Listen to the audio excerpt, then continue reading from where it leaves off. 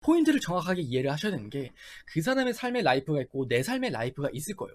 마치 단독된 관계이지만 좀 더 이쪽의 관계로 가려면은 그 사람의 삶의 라이프와 내 라이프가 자연스럽게 스며들어야 된단 말이에요.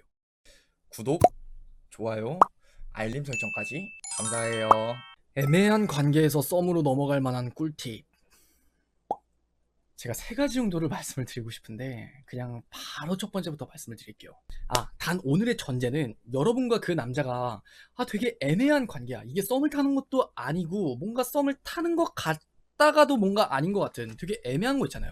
뭐 연락 같은 부분을 예로 들어봐도 연락을 하긴 하지만 끊길 때도 있고 안 할 때도 있고 만날 때도 있고 안 할 때도 있고, 근데 썸은 가고 싶은 상황에서 할 수 있는 구체적인 꿀팁이라고 저는 생각해 주시면 좋을 것 같아요. 첫 번째는 사소한 부분을 신경 쓰기 시작하는 거라고 말씀을 드리고 싶어요.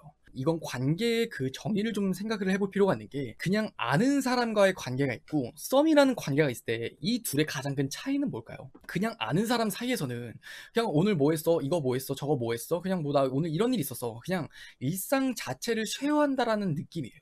근데 하지만 우리가 썸이라는 거를 생각을 해보면은 일상을 쉐어하는 게 아니라 감정을 쉐어하는 게 바로 썸이거든요. 여러분들도 딱 이 사람과는 썸을 타기 시작한다라고 느끼는 그 포인트가 있다라면은 내 감정이 있어서 그 사람이 공감을 하고 그 사람의 느낀 감정에 내가 공감을 하기 시작한다라는 거. 그게 어떻게 보면은 썸을 타면서 빠질 수 없는 것 중에 하나가 되는 것 같아요. 근데 내가 되려 사소한 부분을 신경을 써주면서 그 감정의 코드를 맞추게 되잖아요. 그러면은 애매한 사이에서 썸으로 넘어가는 꿀팁이 될 수 있다고 생각해요. 좀 더 구체적으로 말씀을 드릴게요. 사소한 걸 신경을 쓰는데 어떻게 내가 신경을 쓰면 되느냐. 자, 첫 번째는 연락적인 부분에 있어서 그 사람이 카톡 프사가 딱 바뀌었어요. 아니면 카톡 사진이 바뀌었어요. 그러면 단순하게 카톡 프사 바뀌었네? 라고 이야기를 하는 게 아니라 이거 어디서 찍은 거야? 이거 되게 예쁘다. 오, 야, 또 뒷모습 장난 아닌데 분위기. 이런 식으로 좀 더 구체적으로 그 사람이 찍었었던 프사 안에서도 그 사람이 그 당시 느꼈었던 감정이라던가 아니면 그 사람이 그때 봤었던 볼거리들 같은 거를 내가 같이 공감을 하는 거죠.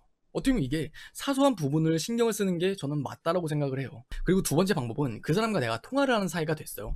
통화를 하면서도 그냥 단순하게 우리가 티키타카라 그러죠. 이야기를 하고 말고 이야기를 하고 말고 하는 게 아니라 좀 더 그 사람의 상황이나 입장에서 한번 생각을 해보는 거예요. 만약 그 사람이 누워있어서 전화를 받는 것 같다라면은, 야, 너 지금 누워있지? 누워서 지금 전화 받고 있냐? 야, 나랑 전화하는데? 뭐 약간 이런 식으로 장난을 치기 시작하는 거예요. 화법 자체는 상관이 없어요. 만약 그저 그냥 친구와의 관계였다면 그 사람이 그냥 누워서 전화를 하든 아니면 그냥 앉아서 전화를 하든 사실 이런 게 중요하진 않아요. 근데 사소한 부분, 굳이 신경 쓰지 않아도 될 것들을 뭔가 장난을 치면서 유머러스하게 끌어가 보는 거죠. 그럼 어떻게 보면은 그 사람 입장에서는 뭐야, 왜 나 이렇게 누워서 전화하면 안 되는 거야? 뭐 이렇게 장난스러운 분위기가 될 수도 있고, 아니 야 근데 소름 돋지 않냐? 내가 너 누워있는 것도 딱 알고, 이런 말을 좀 가미시켜준다. 그럼 그 사람도 알게 모르게 얘 뭐지? 이런 궁금증을 다시 한번 물음표를 떠올리게 될 수 있다라고 저는 생각을 해요. 그리고 전화뿐만이 아니라 만났을 때도 마찬가지예요. 내가 일전에는 그 사람이 무슨 옷을 입고 나오든 신경을 쓰지 않았더라면은 그 사람과 데이트를 하는 날에 오늘 스니커즈 이거 되게 이쁘다? 못 보던 건데? 라던가, 아니면 야 너 이거 파란 색깔 셔츠 입으니까 그것도 되게 잘 받는다, 되려 좀 칭찬해 준다던가, 그 사람이 입고 나온 옷이나 룩 스타일에 조금 더 신경을 쓰면서 칭찬을 해주는 거, 이것도 저는 충분히 그 사람의 사소한 부분에 신경을 써주는 게 맞다라고 생각이 들어요. 그리고 두 번째, 참견을 하기 시작하는 것이라고 말씀을 드리고 싶어요. 그럼 그 부분에 뭘 참견하냐, 그 남자의 일상에 좀 참견을 하는 느낌인 거예요. 그 남자가 일을 하는 시간, 아니면 뭐 친구를 만나는 시간, 밥을 먹는 시간, 자는 시간 등등이 있겠죠. 예를 들어서 이제 자는 시간이 됐어요. 그럼 그때 야 지금 너 조금만 10분만 있다 자라. 그러면 그 사람이 묻겠죠. 왜? 나 심심하니까. 점점 키키키키. 조금만 이제 늦게 자라면서 그 사람의 생활 라이프를 조금 더 나의 패턴에 맞추게끔 이야기를 하는 거죠. 그게 바로 저는 참견하기 시작하는 것이라고 생각해요. 포인트를 정확하게 이해를 하셔야 되는 게, 그 사람의 삶의 라이프가 있고 내 삶의 라이프가 있을 거예요.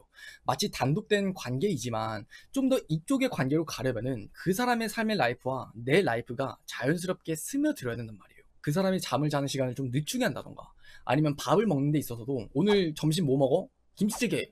그럼 나도 김치찌개 먹을까? 아니야, 나 어제 먹었으니까 나 오늘은 된장찌개 먹을래. 히히. 라던가. 이런 게 어떻게 보면 그 사람과 나의 삶에 조금씩 이제 융화가 되어가는 단계라고 저는 말씀을 드리고 싶어요.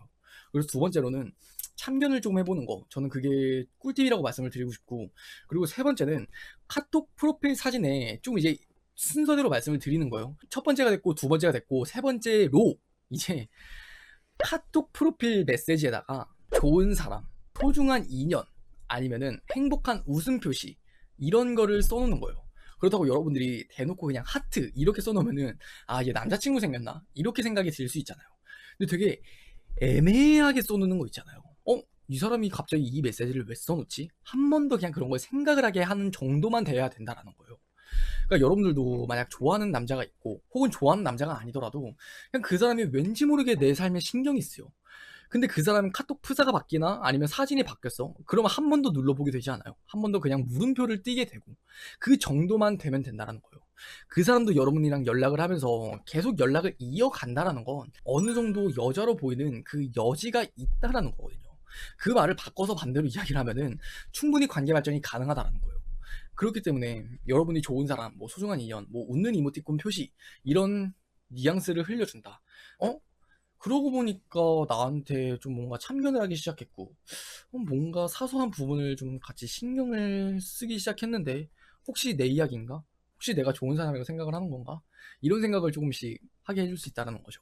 그럼 이제 그 사람이 좋은 마음이 들었어. 그러면은 조금씩 이제 찔러보기 시작할 거예요. 그 사람도 똑같이 이제 미러링이 되겠죠. 여러분의 삶에 신경을 쓰기 시작한다던가 여러분에게 굳이 궁금하지 않아도 되는 것들을 물어본다던가 그렇게 관심이 가고 관심이 쌓이고 관심이 가고 쌓이고 하면서 그 관계는 애매한 관계에서 썸의 관계로 발전될 수 있는 방향이 될 수 있다고 생각해요.